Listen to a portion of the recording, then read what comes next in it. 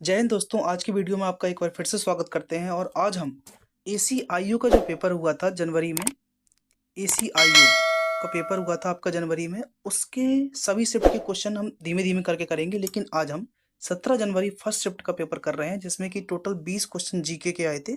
वही जीके के क्वेश्चन हम लेने वाले हैं, क्योंकि आने वाले आपके SSC के एग्जाम्स में ये ज़्यादा बेनिफिशियल रहेंगे।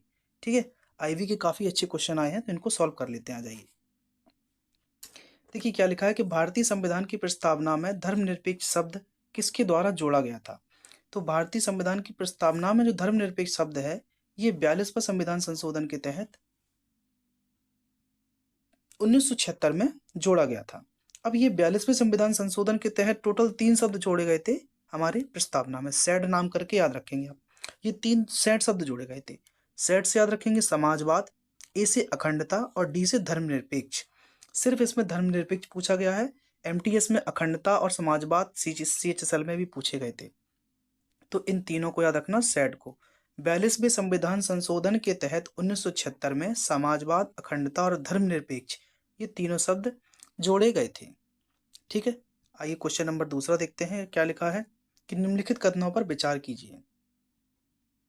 उत्तराखंड में भागीरथी नदी पर टिहरी बांध भारत का सबसे ऊंचा बांध है, बिल्कुल करेक्ट है।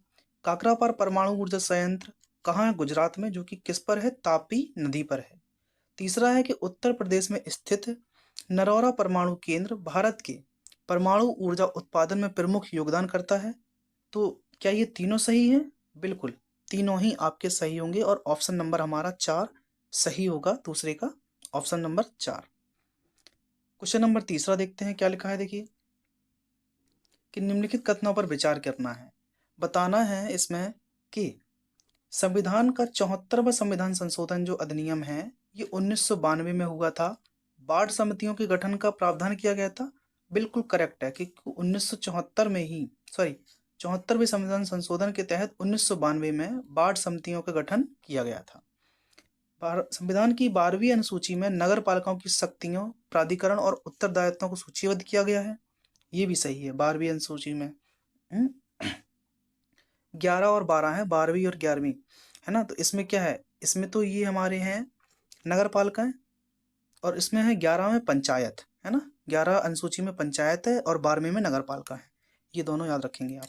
तो ये भी सही है। तीसरा है भारत में शहरी स्थानीय सरकार में जनसंख्या के आधार पर नगर निगम, नगर पालिका परिषद और नगर पंचायत शामिल हैं, तो ये भी सही है। तो 1 2 3 तीनों ही सही है। ऑप्शन नंबर 1 इसका सही आंसर होगा, तीसरे का। चलिए क्वेश्चन नंबर चौथा लेते हैं। लिखा है आपके सामने कि निम्नलिखित में से कौन सा हरित क्रांति के पहलू थे। तो हरित क्रांति के पहलू की अगर हम बात करते हैं दोस्तों चौथे में, तो देखिए अधिक उपज देने वाली किस्मों के बीजों का उपयोग करना था, बिल्कुल सही। कृषि का मशीनीकरण भी करना था, और रासायनिक उर्वरकों और कीटनाशकों का उपयोग और सिंचाई, ये सभी कुछ की आवश्यकता थी हमें हरित क्रांति के पहलू के तथ्य में। तो आप 1 2 3 4 मतलब ABCD सभी सही आंसर होंगे अपने। ऑप्शन नंबर 2 यहाँ पर सही आंसर हो जाएगा। ठीक है, ये आंसर शीट आने के बाद ही मैं देखो पेपर करा रहा हूँ, उसके पहले नहीं। क्वेश्चन नंबर 5 है कि कौन सा मंत्री था जिसने राजा अशोक को सिंहासन हासिल करने में मदद की थी। तो वो हमारे थे राधा गुप्ता जी। कौन थे? राधा गुप्ता, याद रखना, एक अच्छा क्वेश्चन है, हर किसी को याद नहीं रहता है ऐसे आसानी से। उलावना, क्या लिखा है? उलाम्बना निम्नलिखित में से किस धर्म का त्योहार है। अब ये लोगों ने नहीं पढ़ा होगा उलाम्बना, और ये परीक्षा में आ गया देखो। तो उलाम्बना जो है वो किस धर्म का त्योहार है? ये बौद्ध धर्म का त्योहार है। अरे ये तो बहुत बड़ा हो गया। ये उलाम्बना जो है वो किसका त्योहार है? ये बौद्ध धर्म का त्योहार है उलाम्बना। ठीक है, क्वेश्चन नंबर 6। आइए सातवां देखते हैं। क्या लिखा है, देखो आपके सामने। सातवें में लिखा है कि निम्नलिखित कथनों पर विचार करना है। ये कहाँ खिसक रही है PDF। निम्नलिखित कथनों पर विचार करें भाई साहब, ये भी सब भी ना भाई। चलो, HDI में, ह्यूमन डेवलपमेंट इंडेक्स में, किसी देश की औसत उपलब्धि का आकलन 3 पहलुओं में किया जाता है: लंबा और स्वास्थ्य जीवन, ज्ञान और गरिमापूर्ण जीवन स्तर। ठीक है, दूसरा ऑप्शन, HDI रैंकिंग में केरल लगातार भारतीय राज्यों में शीर्ष स्थान पर रहा है। चलिए, ये तो सही है। HDI में शीर्ष स्थान पर केरल है, मतलब दूसरा सही होगा। अब ये दूसरा यहाँ है, दूसरा यहाँ है, दूसरा यहाँ है, तो ये तो नहीं है। 2021-22 की मानव रिपोर्ट के अनुसार भारत 191 देशों में, बांग्लादेश 129 और श्रीलंका 73 से पीछे 135वें स्थान पर है, तो यही गलत है तीसरा। सिर्फ इसमें पहला और दूसरा सही है, सातवें का आंसर ऑप्शन नंबर 1 हो जाएगा अपना आंसर। क्लियर? चलिए क्वेश्चन नंबर 8 है आपके सामने। क्वेश्चन बहुत अच्छे अच्छे क्वेश्चन आए हैं, देखो IB में इनको सॉल्व करके अपन को जाना होता है, क्योंकि प्रीवियस ईयर के पेपर से क्वेश्चन आ जाते हैं आपके एग्जामों में। ये डिस्टर्ब कर रहा है बहुत ज़्यादा। देखिए 8वां क्वेश्चन आपके सामने, निम्नलिखित कथनों पर विचार कीजिए। भारतीय राष्ट्रीय कांग्रेस की स्थापना 1885 ईस्वी में हुई थी, सबको पता है बिल्कुल। क्या इसकी पहले अध्यक्ष A.O. होम थे? नहीं, A.O. होम ने 1885 में कांग्रेस की स्थापना की थी, लेकिन इसके पहले अध्यक्ष थे WC बनर्जी, बनर्जी जी को बनाया गया था, तो पहला गलत हो जाएगा। दूसरा, मुस्लिम लीग की स्थापना कब हुई थी? 1906 में। कहाँ हुई थी? ये ढाका में, है ना। सलीमुल्लाह खां, अलीमुल्लाह खां लोगों ने की थी। और मुस्लिमों के लिए अलग निर्वाचन क्षेत्र का विचार लखनऊ पैक्ट में प्रस्तावित किया गया था, ये सही है। किसानों के मुद्दों का समाधान करने के लिए लखनऊ में 1936 में ये अकेला पूछा गया था, सिर्फ इतना क्वेश्चन कि अखिल भारतीय किसान सभा की स्थापना किस सन में की गई थी, तो CGL में आया था, तो 1936 में। इसमें देखो 4 स्टेटमेंट्स दे दिए और उन्होंने ये भी दे दिया, मतलब दूसरा तीसरा देखो इसमें सही है। सेकंड, दूसरा तीसरा इस क्वेश्चन में सही है। अब दूसरा तीसरा इसमें भी है और इसमें भी है, पहला तो गलती है, तो ये तो हो ही नहीं सकता है, ये भी नहीं हो सकता, ये भी नहीं हो सकता है, मतलब चौथा और भी सही होगा। तो भारत को ब्रिटिश शासन से मुक्त कराने के उद्देश्य से संयुक्त राज्य अमेरिका और कनाडा में पंजाबी भारतीयों द्वारा गदर पार्टी को एक अंतर्राष्ट्रीय राजनीतिक आंदोलन के रूप में स्थापित किया गया था। तो 2, 3 और 4, 2, 3 और 4 ये हमारे तीनों सही आंसर हो जाएंगे क्वेश्चन नंबर 8 में। क्वेश्चन 9 आपके सामने लिखा है साथियों कि शुद्ध अप्रत्यक्ष कर क्या है, किसमें शामिल है? शुद्ध अप्रत्यक्ष कर, इनडायरेक्ट टैक्स जो है वो किसमें शामिल है? तो ये हमारा जो है वो राष्ट्रीय प्रयोज्य आय में शामिल है, शुद्ध अप्रत्यक्ष कर। ठीक है, याद रखेंगे आप। 10वां, अच्छा एक चीज और, अपने दोस्तों के साथ शेयर कर दिया करो जरा वीडियो यार, वो भी देख लिया करेंगे इसको। 10वें में है कि निम्नलिखित कथनों पर विचार कीजिए। भारत के प्रधानमंत्री को लोकसभा और राज्यसभा का सदस्य होना चाहिए, बिल्कुल सही बात है। भारत के प्रधानमंत्री को लोकसभा या राज्यसभा किसी एक का सदस्य जरूर होना चाहिए। अब कह रहा है कि भारत के राष्ट्रपति को भारतीय अनुच्छेद 73 के अनुसार, नहीं भाई साहब, ये कौन सा था? 72 था, आर्टिकल 72 के अनुसार क्षमा दान देने, दंड निलंबन और दंड स्थन या कम करने की शक्ति प्राप्त है। ये तो गलत हो जाएगा दूसरा, देखो है ना, तो दूसरा गलत है, मतलब पहला सही है अभी तक। भारत का उपराष्ट्रपति लोकसभा का नहीं, ये तो राज्यसभा का होता है, ये भी गलत हो गया, मतलब सिर्फ पहला ही सही है अभी तक। आगे देखिए, भारत में किसी राज्य के राज्यपाल की नियुक्ति राष्ट्रपति के द्वारा की जाती है, सही बात। राष्ट्रपति के प्रसाद पर्यंत अपने पद पर बना रहता है, ये भी सही है। तो राज्यपाल जो है जिसका कार्यकाल 5 वर्ष का होता है, मैंने राज्यपाल के ऊपर देखो पूरा एक वीडियो बना के रखा है, आपको मैं डिस्क्रिप्शन में उसकी लिंक दे दूंगा, आप जाके देख लेना। तो पहला और चौथा सही है, मतलब इसका ऑप्शन नंबर डी सही आंसर हो जाएगा। क्वेश्चन 11 है कि सिंधु घाटी सभ्यता की नृत्य करती हुई लड़की की मूर्ति की लंबाई, अरे भाई साहब कितना अच्छा सवाल पूछा है कि सिंधु घाटी सभ्यता की नृत्य करती हुई लड़की की मूर्ति की ऊंचाई लगभग कितनी थी?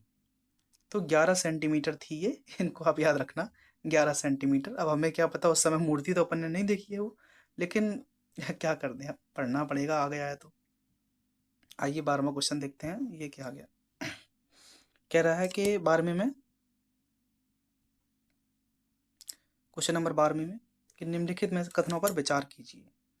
HDI एक समग्र सूचकांक है जिसमें जन्म के समय जीवन प्रत्याशा, स्कूली शिक्षा के औसत वर्ष, स्कूली शिक्षा के अपेक्षित वर्ष और प्रति व्यक्ति राष्ट्रीय आय पर विचार किया जाता है। ठीक है, तो ये बात तो बिल्कुल सही है, इतनी चीज़ों को देखा जाता है HDI में। अब UNDP क्या है, यूनाइटेड नेशन डेवलपमेंट प्रोग्राम की एक रिपोर्ट के अनुसार भारत के HDI मान में कोविड-19 महामारी के दौरान गिरावट देखी गई थी, ये भी सही बात है, क्योंकि कई सारी चीजें गिरावट आई थी हमारे कोविड-19 के द्वारा भारत में पुरुष जनसंख्या की तुलना में महिला जनसंख्या एचडीआई ऐतिहासिक रूप से कम रहा है, ये भी सही है। असमानता समायोजित मानव विकास सूचकांक, ठीक है, जनसंख्या में प्रत्येक आयाम के वितरण में असमानता पर विचार किया जाता है, ये भी सही है। तो 1 2 3 4 ये सभी सही होंगे इसमें क्वेश्चन नंबर 12 में। क्वेश्चन नंबर 13 देखते हैं कि निम्नलिखित कथनों पर विचार करना है, वही चीज कि न्यायिक निर्णय सामान्य कानून में पूर्व उदाहरण से बंधे होते हैं, जबकि आर्थिक न्यायिक निर्णय आमतौर पर नहीं। यस, ये बात तो करेक्ट है, ठीक है।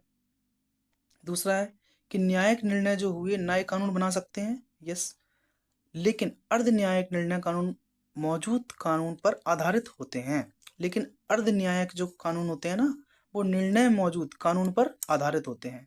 तो इसमें दोनों ही सही हैं। ऑप्शन नंबर 4 ए और बी दोनों सत्य हैं। क्वेश्चन नंबर 14 आपके सामने ये रहा। क्वेश्चन 14 में लिखा है कि निम्नलिखित कथनों पर विचार कीजिए। विजयनगर साम्राज्य की स्थापना हरिहर और बुक्का ने कब की थी? 1336 ईस्वी में, ठीक है। और 1347 ईस्वी में बहमनी राज्य की स्थापना हुई थी, जो कि देखो नीचे वाला था ये हरिहर और बुक्का का विजयनगर, और इसके ऊपर जो था वो कौन सा था? बहमनी साम्राज्य। इसकी स्थापना 1347 ईस्वी में हुई थी और इसकी नीचे वाले की 1336 ईस्वी में हरिहर और बुक्का ने की थी, ठीक है। तो विजयनगर साम्राज्य की स्थापना हरिहर बुक्का ने की थी। विजयनगर साम्राज्य के सबसे महान शासक कृष्णदेवराय तुलुप थे, ये बात सत्य है। तालीकोटा की लड़ाई के कारण चोल साम्राज्य का पतन हो गया था, ये गलत है। तो 14 का आंसर आपका हो जाएगा पहला और दूसरा सत्य है, बकाया ये गलत है, ठीक है। चलिए क्वेश्चन नंबर 15 आपके सामने है दोस्तों। 15 में लिखा है कि निम्नलिखित कथनों पर विचार कीजिए। फिर से वही 4 स्टेटमेंट और आंसर कौन सा सही होगा। आइए देखो, सबसे पहले पढ़ते हैं कि ब्रह्मपुत्र नदी को तिब्बत में इसके ऊपरी भाग में सांगपो के नाम से जानते हैं। मतलब पहला सही, पहला सही, पहला सही, तो चौथा ऑप्शन कैंसिल। गोदावरी नदी को अक्सर दक्षिण गंगा कहा जाता है, दूसरा सही है, तो इसमें दूसरा नहीं है, ये भी हटा दो, ठीक। भारत में गंगा के बाद कृष्णा नदी का दूसरा सबसे बड़ा बेसिन है, नहीं, गोदावरी का है। तो गंगा के बाद किसका है? गोदावरी का है, तो इसको हटा दीजिए। दक्षिण की बात कर रहा है ना, तो तीसरा गलत है, मतलब ये नहीं हो सकता। तो एक ही ऑप्शन बचा है आपका, 1 2 और 4। तो 15 का आंसर हो जाएगा हमारा 4। अब देख लेते हैं ये लास्ट वाला। सिंधु नदी मानसरोवर झील के पास तिब्बत के पठार से निकलती है, ठीक है। 1 2 और 4 इसमें सही होगा, ये हटा दीजिए तीसरा, और ये एक भी सही नहीं है। जी के अच्छे लेवल पे पूछी गई भैया, पढ़ना पड़ेगा इसमें। तो मामलुक राजवंश आ गया, देखो का अंत किस शासक द्वारा किया गया था? तो ये थे जलाल उद्दीन फिरोज खिलजी ने मामलुक राजवंश का अंत कर दिया था, ठीक। जलाल उद्दीन फिरोज खिलजी ने मामलुक वंश का अंत कर दिया था। क्वेश्चन नंबर 17 आपके सामने ये रहा। आइए देखो, इसको भी अपन ऐसी एलिमिनेशन के द्वारा करते हैं, क्योंकि यही देखो ट्रिक काम आती है परीक्षा में यार। निम्नलिखित कथनों पर विचार कीजिए। भगवद गीता महाभारत का भाग है, बिल्कुल। यह कृष्ण और अर्जुन के बीच एक संवाद है, ये भी सही है, ठीक। मतलब पहला सही, पहला सही, पहला सही, तीसरा हट गया है, ठीक है। अगला आ जाओ। शंकराचार्य हिंदू दर्शन के अद्वैत वेदांत संप्रदाय से जुड़े हुए हैं, ये भी सही है, तो दूसरा सही है। अब इसमें दूसरा नहीं है तो इसको हटा दो, इसमें दूसरा है, ये भी हो सकता है। तीसरा, ऋग्वेद में सबसे प्राचीन वेद है, इसमें विभिन्न देवी देवताओं के स्रोतागम शामिल है, ये भी सही है, क्योंकि विभिन्न प्राचीन देवी देवताओं के इसमें जितने भी मंत्र वगैरह हैं वो ऋग्वेद में दिए गए हैं, मतलब चौथा भी हट गया है। तो एक ही ऑप्शन बचा है भैया, 1 2 3 4, इसका मतलब चारों सही है। नाटक शास्त्र का देखो आया था सीजीएल में कि भरत मुनि ने इसको श्रेय दिया है, और अभिनय कलाओं पर प्राचीन भारत ग्रंथ है, जो कि हिंदू आध्यात्मिकता की अभिव्यक्ति से निकटता से संबंधित है। मतलब चारों ही सही होंगे 17वें क्वेश्चन में। 18 देखिए, 2011 की जनसंख्या के अनुसार भारत में पुरुष की साक्षरता दर कितनी है? 82% है। पुरुषों की साक्षरता दर जो है 2011 के अनुसार 82% है। क्वेश्चन नंबर 19, कौन सी नदी पूरब की ओर बहने वाली है? ये तो सब कर पाएंगे। कौन सी है? देखो, नर्मदा ताप्ती, है ना। ताप्ती तो कहाँ बहती है, ये पश्चिम की ओर, जबकि पूरब की ओर कौन सी है, गोदावरी और कृष्णा, मतलब ए और सी कहाँ है, ये रही ए और सी चौथे ऑप्शन में। Last question in this video, question number 20, और इसके जस्ट नीचे आंसर शीट है आपकी। निम्नलिखित कथनों पर विचार कीजिए। क्या लिखा है, भारत की अनुसूचित भाषाओं के रूप में मान्यता प्राप्त 22 भाषाओं को भारतीय संविधान की 8वीं अनुसूची में सूचीबद्ध किया गया है। ठीक, आरबी वाली की देखो पीडीएफ है। अब क्यों पीडीएफ बनाना, जब उन्होंने इतनी अच्छी बना के दी है, जो एक्स्ट्रा समझाना है मैं इसी में समझा देता हूँ, है ना। भारत की अनुसूचित भाषाओं के रूप में मान्यता प्राप्त 22 भाषाओं को भारतीय संविधान में 8वीं अनुसूची में सूचीबद्ध किया गया है। बिल्कुल सही, तो पहला सही, पहला सही, पहला सही, तो ये हटा दीजिए। संस्कृत हिंदू धर्म, बौद्ध धर्म, जैन धर्म की धार्मिक भाषा है।